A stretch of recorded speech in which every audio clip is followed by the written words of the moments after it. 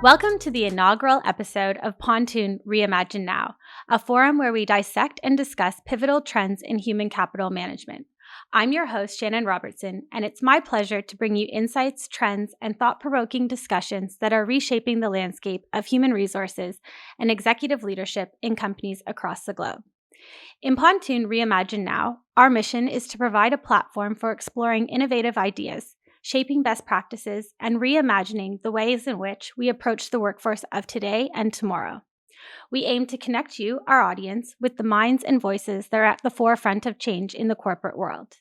Today, for our very first episode, we have the privilege of hosting a guest who embodies the spirit of innovation and transformation in the realm of human capital, Oliver Johnston, founder and CEO of Stepping Out, an organization that has pioneered the development of stepping out coaching for corporate leaders. He also advises organizations on designing and implementing stepping out policies and practices. The work of Stepping Out focuses on the intricate balance of ensuring timely and dignified transitions for senior executives while fostering healthy succession and planning organizational rejuvenation. Stepping Out's approach addresses several key aspects: ensuring a mutual understanding among top team members about the natural progression of stepping out, safeguarding against age discrimination, facilitating purposeful conversations between the organization and its leaders, and providing essential support services like stepping out coaching. This thoughtful and comprehensive approach is not just about managing transitions. It's about honoring the journey and contributions of senior executives while paving the way for fresh perspectives and renewed energy in leadership roles. Oliver's expertise in this area is not just beneficial for the individuals involved, but is also crucial for the health and sustainability of the entire organization. Today, we'll explore why stepping out policy is essential, how it benefits both the executives and the organization, and the best practices for implementing such a policy. So without further ado, let's welcome Oliver. Oliver, thank you for being here today. My pleasure, Shannon. Lovely to see you. It's really nice to see you too. So I will dive right into my first question. Can you walk us through the genesis of stepping out concept and what specific needs in the corporate world it addresses? I can, of course, Shannon. Thank you. Maybe the first thing I should do is say a little bit just about me, because that's part of obviously the genesis. So I'm 71. I'll be 72 this year. I'm on my second encore career. So I retired as Director of Leadership Consulting in Penna PLC, but I wasn't ready to retire. Set up my own coaching practice, ran that for 5 years, but I wasn't ready to retire. So I then set up Stepping Out from the top team, and that's what keeps me busy a couple of days a week, sometimes 3 days a week, but it allows me plenty of time to do all the other things that 71-year-olds should be doing. And I've worked with about 200 senior leaders. I think it's 197 senior leaders in this transition.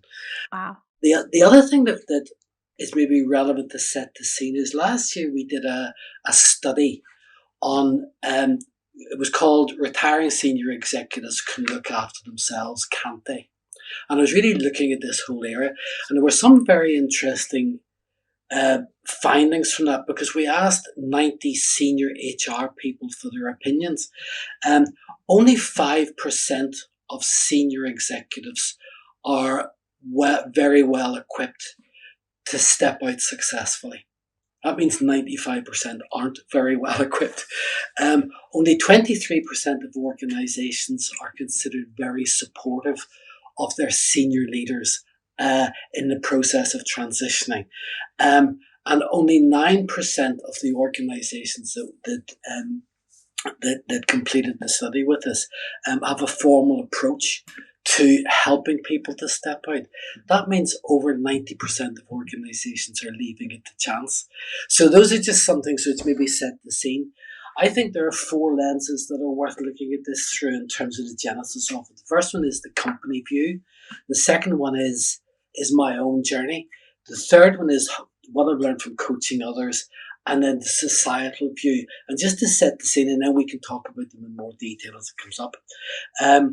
McKinsey, in a recent report, said hardly anything that happens in a company is more important than a high-level transition. But yet we tend not to give high-level transitions that much focus, and I'm sure we'll come back to that. It was also in a report around the same time, it was 2019, from Deloitte, that up to 46% of transitions are regarded as failures or disappointments. So almost half of the transitions of the most senior people in organisations are disappointing. That's a huge amount. And the costs of that are not just money. If it goes wrong somewhere, it's not just money, but it affects the. I did some research in this just before we started. It also will impact on market value. It can create strategic dislocations, so the senior leaders move and the strategy gets interrupted. Loss of confidence in senior leadership if the transition doesn't work well. Reduced customer supplier confidence. And if you think about it, just in terms of if you can't get the leadership at the top right, can we be confident in you?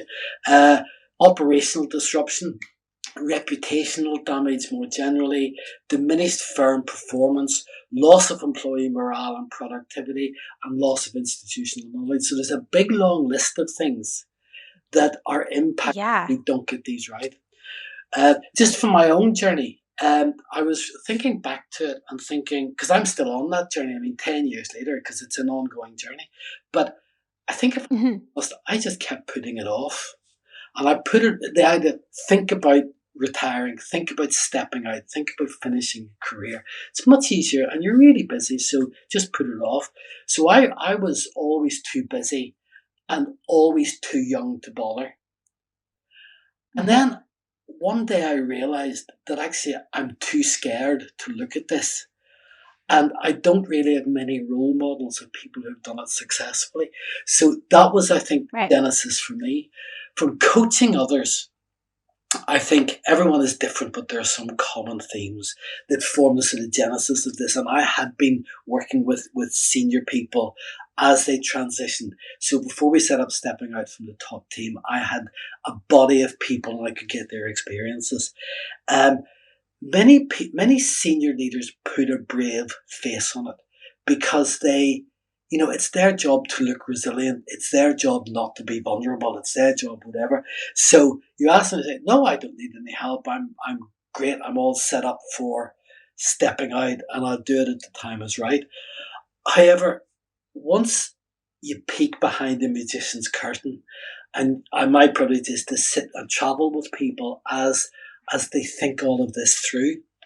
First of all, for a lot of people, they are more fearful than they might tell people they are. And it's things like identity. My identity is wrapped up with the role that I play, and I'm very successful, I'm very senior. Once that stops, what is my identity? I think there's also which is, I had a story. So senior leaders, I was working with one senior leader and I asked her and I said, look, how, are you clear about your financial situation? And she said, yes, I'm very clear about it. And I said, do you think you're going to need to work? Now, this is someone whose annual salary was 7 figures, so it's a lot of money. And she said, well, actually, my lifestyle is really quite frugal. And I went, oh, right. She said, now I do have 3 racehorses. And I thought, well, your frugal and my frugal are maybe slightly different.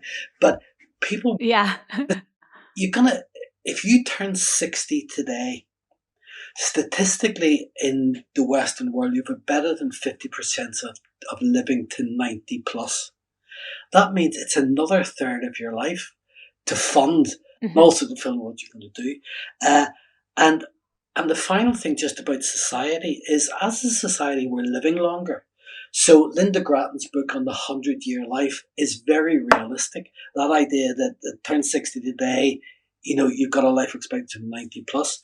That's changing organizations. It's changing people's understanding of career.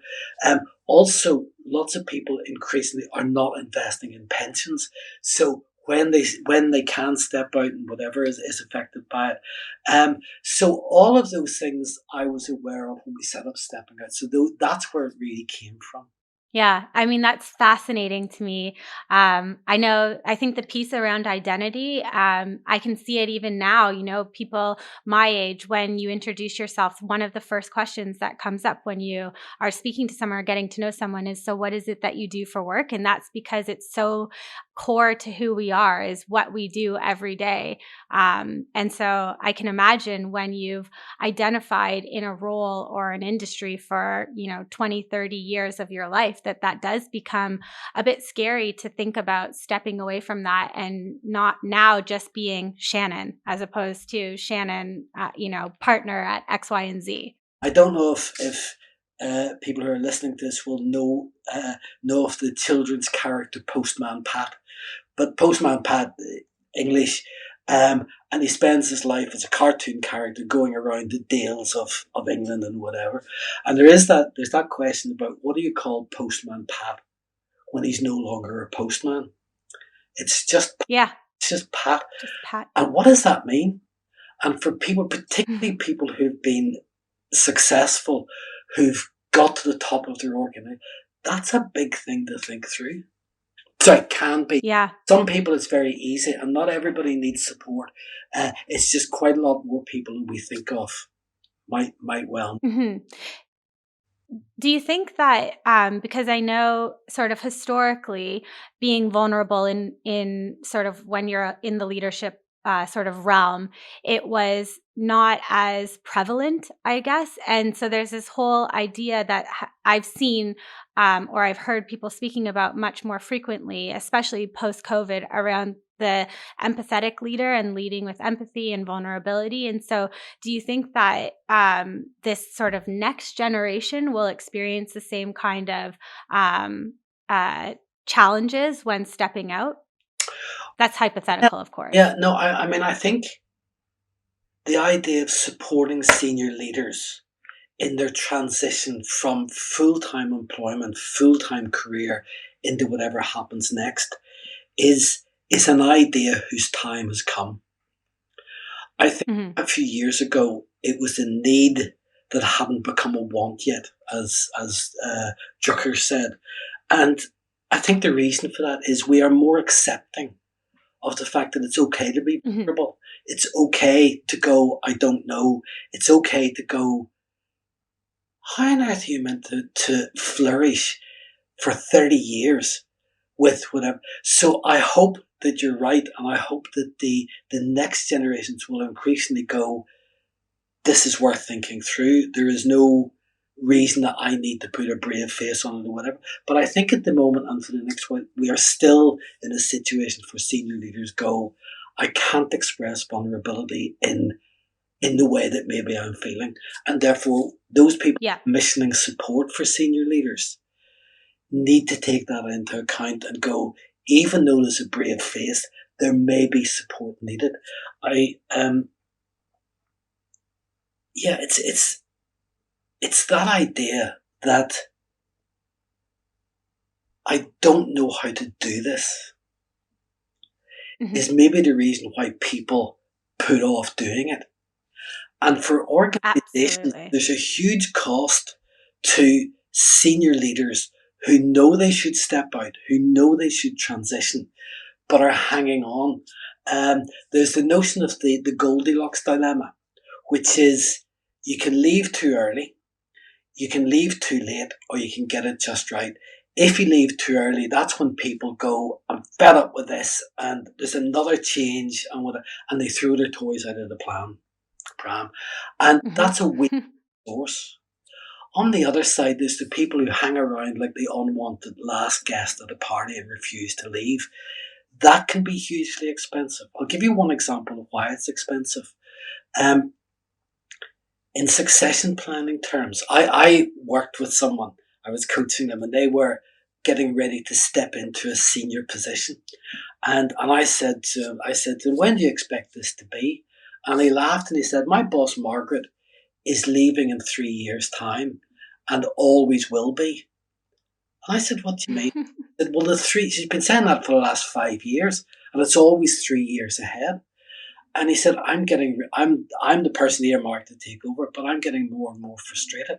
And actually, within a very short time, he was approached by a competitor, and he took the job there. So the business lost its one of his most valuable resources. And we were talking about it, and he said, the what has happened is this organization has ripened me for this job, only to be picked by my competitor. In the war for talent, businesses can't afford that. Yeah. Yeah. I mean, I like the whole Goldilocks concept. It's very visual for me, and I can identify with many different stages, like you just explained. I think it's the perspective of the Goldilocks dilemma, which is for the individual, them saying, when is the right time? But it's also to go for the organization. Organizations need to go, we need to help people to leave and leave well at the right time. So we can get our succession right. So the Goldilocks dilemma works for both the organization and the individual.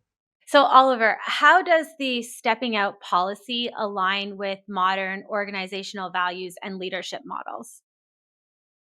I think if we look first of all organizational and leadership models, I think first of all the traditional career model has broken down, and the traditional career model of education, career, retirement, it's broken down, and particularly the transition between career, full on career and full on retirement has broken down. So I'm a good example of it in that I retired 11 years ago, but I'm still working. And I work because I love it. I work because I get a lot from what I do. And I don't feel any need to not be working. I don't feel any need to be retired. But we don't even have a name for that bit, an agreed name between full on career and full on retirement. So we're in a sort of, no person's land, if you want, with even the language around this. So I think the career model, first of all, is changing and changing fast. And that will accelerate as people are living longer and funding their pensions less. The number of people coming into this area, not just senior people, but everybody coming in and going, I feel great. I don't want to retire because I can't afford to. But even if I can, I still feel really creative, really energized. So that's changing. So that leads into the recruitment and retention model, which is that we can assume that people will retire around 60, right? If you look back at that, why is 60 the age that retirement was ever decided on? And from what I've looked at in that, in 1880, it was, I think, the chancellor in Germany at that stage first introduced retirement pensions. Okay, and they set it at 60. But the average life expectancy was something like 49. So it was very few people actually got to 60, never mind had the joy of retiring. Yeah. Even in 1935 in the United States, when it was introduced at 60, the life expectancy was, I think, at that stage 56 or 57. The life expectancy now is 90 plus. So that whole idea of how long people will be in the workforce and how long they will be contributing, that's changing quite considerably as well. So that traditional model is going down. And succession planning as a model, I would suggest, and for different reasons, is also needs to be revisited. I did a Google search of the definition of succession planning, and the 20 people I looked at, Harvard Business Review, Cass Business School, etc., they all said exactly the same thing, maybe using slightly different language, which is succession planning is about selecting and developing the person to take over. Okay. To me, that's only half the equation. The other half of the equation is preparing the incumbent leader, in our case, because I work with senior leaders, preparing the incumbent to be ready to leave and to leave well in a timely way and have the person ready and willing to succeed. So we need to rethink succession planning as a model and add that other half into it. So that's in terms of the models. In terms of values, I think I would be pretty sure that the duty of care that we have to people we employ is much more on the radar now and has been increasing. And the interesting thing about senior leaders is, like, we're not saving pandas here, right? The senior are not an endangered species. They're tough, they're robust, they're imaginative, they're Yeah. creative, they get things done or whatever. So they don't need any sympathy. Um, but we do need to respect them. And we need to respect the contribution that they make, which often, and I'm not singling them out particularly, but being a senior leader for 10 years or 20 comes at a cost. It takes it out of people. Absolutely. One person said to me, it's senior leaders, it's the equivalent to running a marathon every day, not physically, but emotionally. But yet people who run marathons know they Mhm. better rest the next day. Seniors just get up and do it again. So we take a lot from our senior leaders. So we do have a duty of care. And I think that has changed and is changing. Once you start to think about the Mhm. ageism raises its head, right? You're right. And to me, ageism is the last discrimination that dares to speak its name. Mhm. Lots of the other areas of discrimination, nobody would ever dream of mentioning it, doing anything other than trying to be whatever. But it is quite common in organizations to have conversations about, well, basically our senior leaders are past their sale by date by the time they're 52. Or, um, that belief, which you hear quite a lot, is, of course, once people get into their 50s and into their 60s, they're slow, they're unable to change. You can't teach an old dog new tricks, which isn't Right. even true for dogs, right? Um, No. losing their intellectual capabilities, losing their drive, they're becoming unhealthy. None of that is statistically or evidentially true. Right. So all those decisions about, let's say it's 53, are usually based on absolute nonsense. Yeah. So No. that's what the next bit will be. Where is it we get to and what that is? But the idea of everybody gets it in a fair way and everybody gets the same thing is the critical bit. Yeah.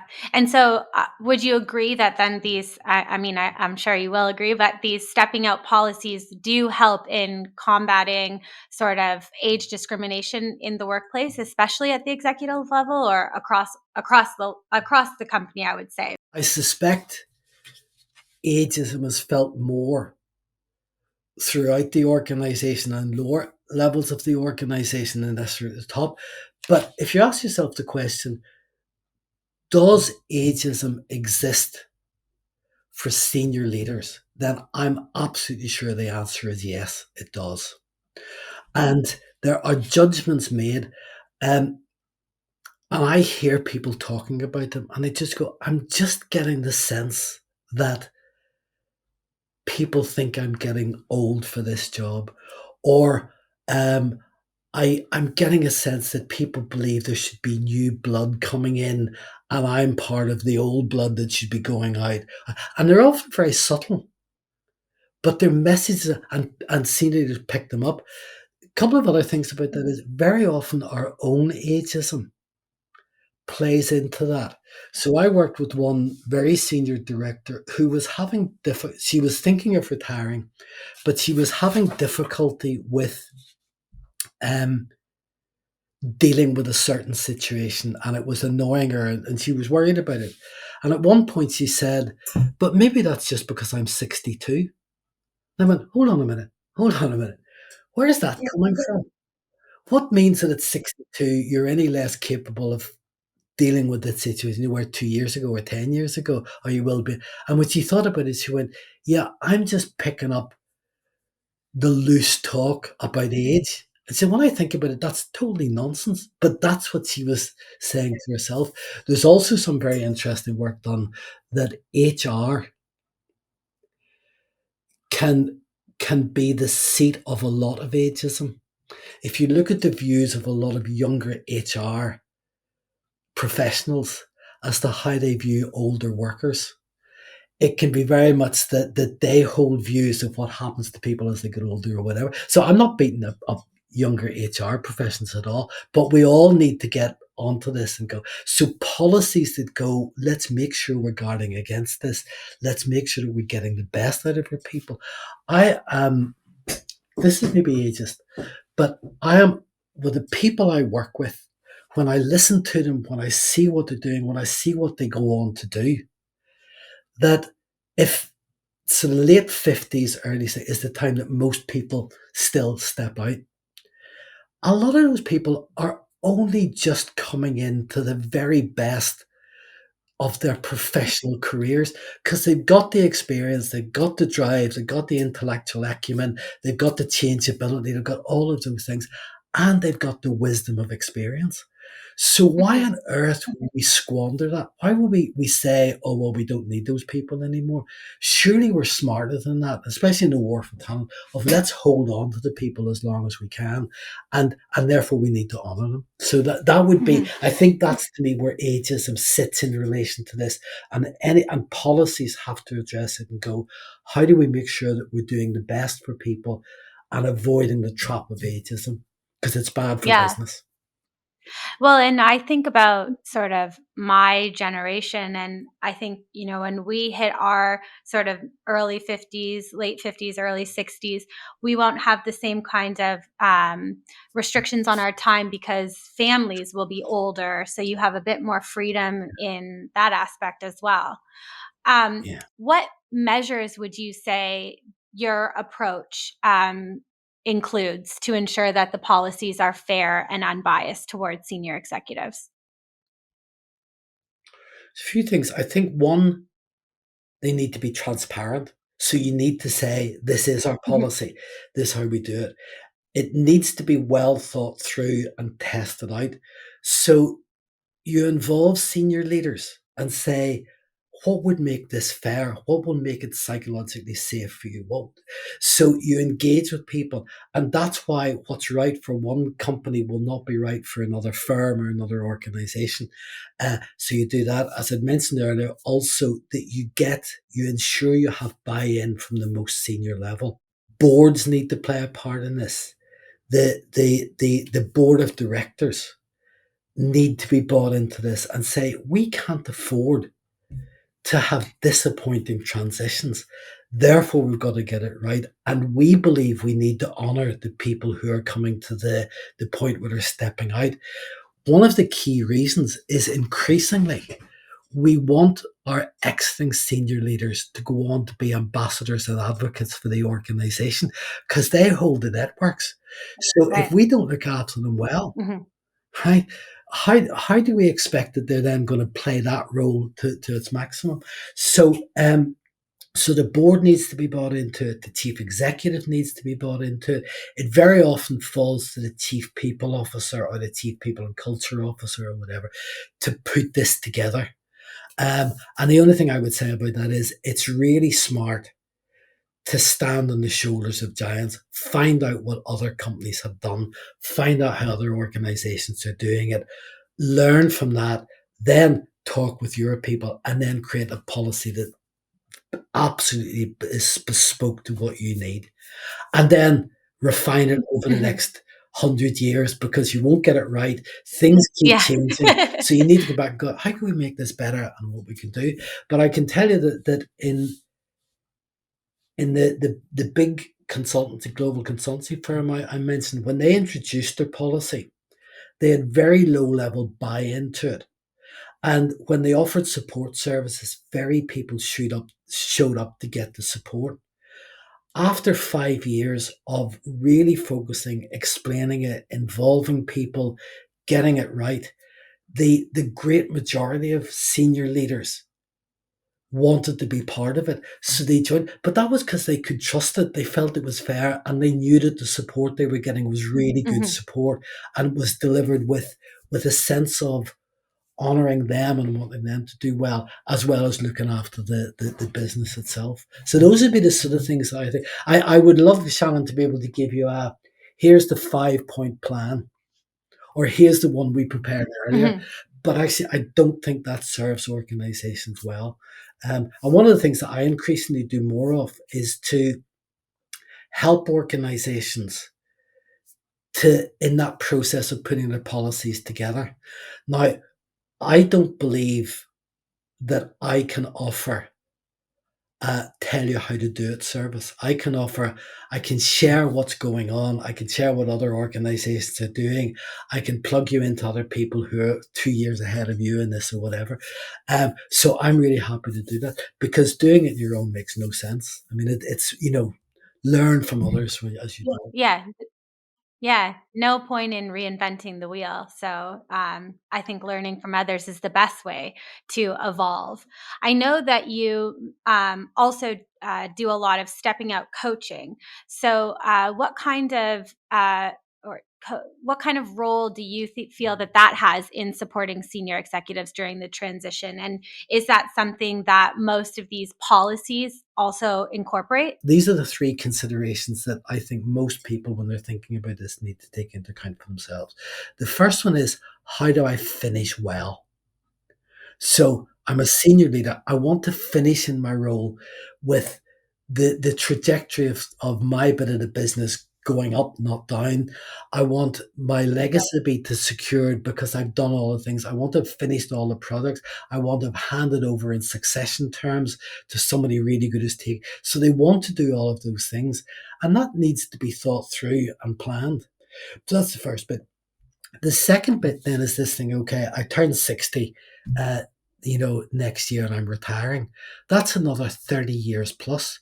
How do I get my head around what I'm going to do with those 30 years? And it says a lot of time to fund, but there's also a lot of time to fill.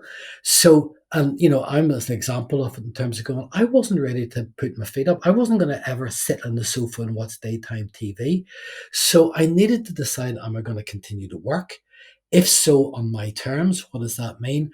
Or I had one person who said, who was very senior in a big accountancy, global accountancy firm, and he said, I am retiring my last day here, I will completely retire.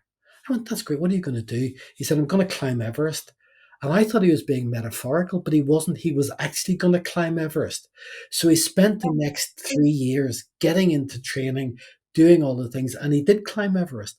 So he he thought through that I need to be purposeful, but I'm not going to do it in work. I'm going to do it in what could be considered a leisure thing. But it's that.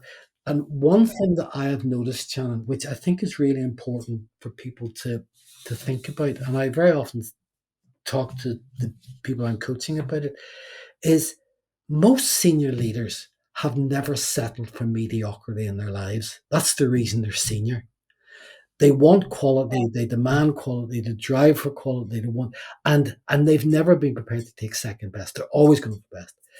They get to this thing about saying, I'm thinking of finishing my career, and all of a sudden they're prepared to settle for mediocrity and go, well, you know, and I'm forever going, this is the greatest opportunity to make this wonderful. This should be the summation of all the hard work, everything you've done. And it can include work, it can include not working, it can include more time with your family or no more. It can include those hobbies and dreams. How do you put that together in a way that you're going to wake up in the morning and go, isn't this brilliant? That's the sort of quality of it should be. So that's what, and then so you've got the two horizons: that finish well, plan the 30 years ahead, and there's quite a lot in that which needs to be worked through. But then the third horizon is what I would call one step beyond. How do you survive and flourish in the first 6 months?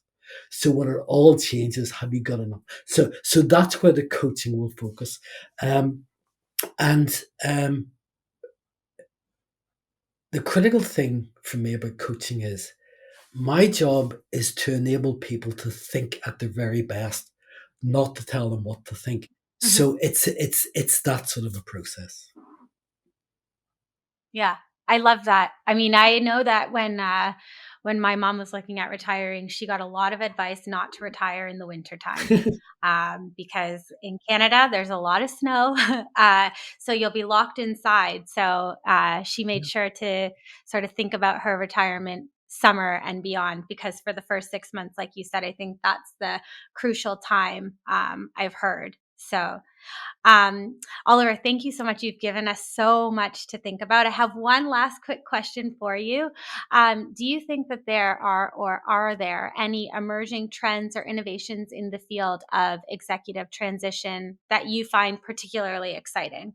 I think along with the idea that this is an idea that's time has come, and for all the changing in values and whatever, we should honor our senior leaders, but we also need to get succession planning right, so we help people to leave Mhm. well as have the right people coming through to make all of that work, and that we can't afford the costs of getting it wrong, not just in money terms, but a lot about reputation and damage and all of those things. So to me, that's the most exciting Mhm. thing, is that we've arrived at the point where people are recognizing this is a need. We need to be doing this, not for sentimental reasons, uh, or sentimental reasons alone, because I think we should be sentimental about good servants and people who serve us well, but Yeah. for good business reasons as well. So to me, that's the biggest emerging trend. And I can tell you that even 3 years ago, the conversations I were having were speculative as to, oh, we might need this. This might be useful. The conversation I'm having, even now, 3 years later, is we need to be doing this. So I think that that's already happening and whatever. So I look forward to seeing it, to seeing where it's Mhm. going. I was going to leave you with one story again that is about honoring senior leaders, and it's a friend of mine whose father was a senior civil servant and had been involved in the fisheries department. Uh, and it was at a time, this Okay. was in the 1960s and early 70s. And it was at a time the civil service did a really good job. They got the policies and practices really well. They really looked after the people who were who were fishing as well as everything. They did a great job. But also Ken is his name, was one of my favorite adults from my parents' generation, and I just really just loved them. Right, um, he retired. 15 years later, they bought a new shipping vessel, right? So a new big ship, and they called it the Ken Vickers. So 15 years later, they named it after him. And you have to go, what was it would give an organization that doesn't have a long memory to do that? It's because they actually honored this individual for what he had done. And it wasn't just that Mhm. he was successful in business, it was how much he helped other people, how much he did all of those things. So I think that's the sort of honor we need to be making commonplace in organizations, not just for the individual, but because that's so good for organizations to say we do honor the people who went before, we do give them their place and whatever. Yeah, I mean, and even just that's an amazing story for the individual and his family. But even hearing that makes me think of that company, in a nicer light as Yeah, well. So the reputational yeah, side for businesses, yeah, I mean, it extends beyond yeah. just doing right by the individual. Thank you so much, Oliver. As we bring today's episode of Pontoon Reimagine Now to a close, I really just want to say thank you for being our first guest on the podcast. Your insights were invaluable. I think the stepping out policy and its transformational impact on leadership and organizational health is very clear. Your expertise has not only enlightened us, but also offered a fresh perspective on navigating executive transitions with dignity and strategic foresight. To our esteemed listeners, today's conversation has highlighted a crucial but often overlooked aspect of organizational dynamics: the art of graceful transition in leadership. The stepping out policy, as we've learned, is not merely about making room for new leadership, but about honoring the journey of seasoned executives and ensuring their legacy continues to enrich the organization. For HR leaders and CEOs in our audience, this discussion serves as a reminder of the importance of proactive succession planning, the sensitivity required in managing executive transitions, and the value of fostering a culture that respects and supports these pivotal changes. Implementing a stepping up policy is not just a strategic move, it's a commitment to the ethical stewardship of human capital and the cultivation of sustainable leadership pipelines. As you reflect on the insights shared today, I encourage you to consider how your organization can benefit from adopting a similar approach. Embracing such progressive policies can significantly contribute to the vitality and agility of your leadership structures. Thank you for joining us. We look forward to bringing you more thought-provoking content, exploring the intricate world of human resources and executive management. Join us on our next episode as we continue to delve into the topics that shape the future of leadership and organizational success. Don't forget to check us out on LinkedIn and our website, pontoonsolutions.com. This is Shannon Robertson wishing you inspired leadership and strategic excellence. Until next time, keep leading with vision and purpose.